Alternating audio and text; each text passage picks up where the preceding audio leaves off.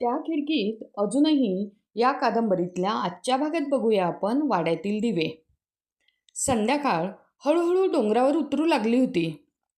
दिवसभर पावसाने भरलेलं आकाश आता शांत झालं होतं. पश्चिमेकडचा सूर्य ढगांच्या मागे मावळताना संपूर्ण गावावर केशरी प्रकाश पसरला होता. महादेवाच्या मंदिराच्या कळसावर पडलेली ती सोनेरी झळाळी दूरवरून स्पष्ट दिसत होती. गावातील घरांमध्ये एक एक करून दिवे लागायला सुरुवात झाली. पण त्या सगळ्या दिव्यांमध्ये सर्वात वेगळं भासत होतं ते जुनं पुरातन वाडा.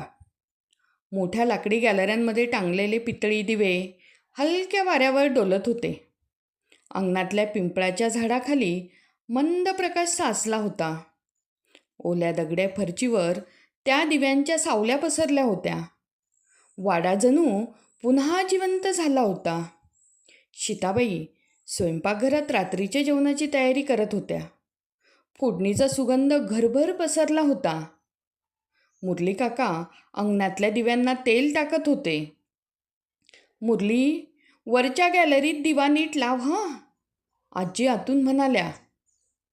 हो ताईसाहेब, मुरली काका हसत म्हणाले. त्यांचा आवाज त्या घराचा एक भागच वाटायचा. ओसरीवर आजोबा शांतपणे बसले होते. हातात जुनं वर्तमानपत्र होतं, पण त्यांची नजर दूर डोंगरावर लागली होती. पूर्वी या वेळेला वाड्यात किती गडबड असायची, त्यांनी मंद आवाजात म्हटलं. काकांनी हलकसं हसत मान डोलवली. यात्रेच्या दिवसात तर लोकांना बसायला जागा मिळायची नाही. आजीच्या चेहऱ्यावर जुना आठवणींचं स्मित उमटलं. आणि वैदही तर लहानपणी अंगणभर पळत असायची. आत्ता पण काही कमी नाही आहे, काकी हसत म्हणाल्या. तेवढ्यात वरच्या मजल्यावरून वैदही खाली उतरली. फिक्कट पिवळ्या रंगाचा साधा ड्रेस, ओले केस आणि चेहऱ्यावर नेहमीसारखं शांत हसू.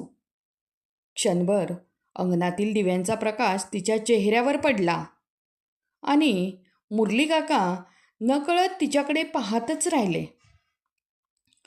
छोटी बाई मोठ्या ताईसाहेबांसारख्याच दिसतात, त्यांनी मनातल्या मनात म्हटलं.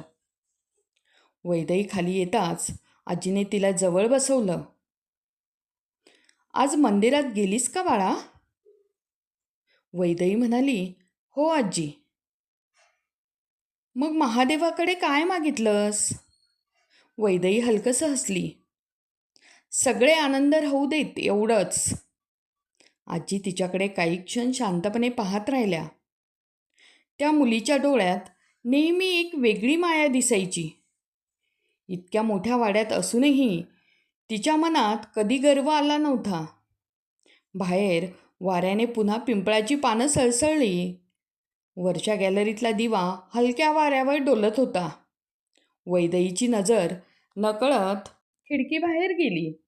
दूर डोंगर पायथ्याच्या वसातीत लहान लहान दिवे लागले होते आणि त्या दिव्यांमध्ये तिला सारंगचं घर ओळखू आलं. क्षणभर तिच्या चेहऱ्यावर वेगळंच हसू उमटलं. काकीने ते पाहिलं आणि म्हणाली, काय ग? त्या हसत म्हणाल्या, इतकं काय दिसतंय बाहेर?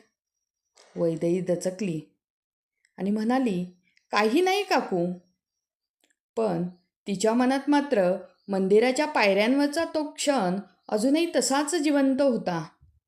बाहेर गावात रात्रीची शांतता पसरू लागली होती. मंदिरातील शेवटची आरती सुरू झाली होती आणि त्या घंटानादात वाड्यातील दिवे अजून उजळून निघाले होते. चला तर मग आता पुढच्या भागात बघणार आपण डोंगर पायथ्याशी वसाहत. ते ऐकण्यासाठी आपल्या चॅनलला सबस्क्राईब करा आणि लाईक करा.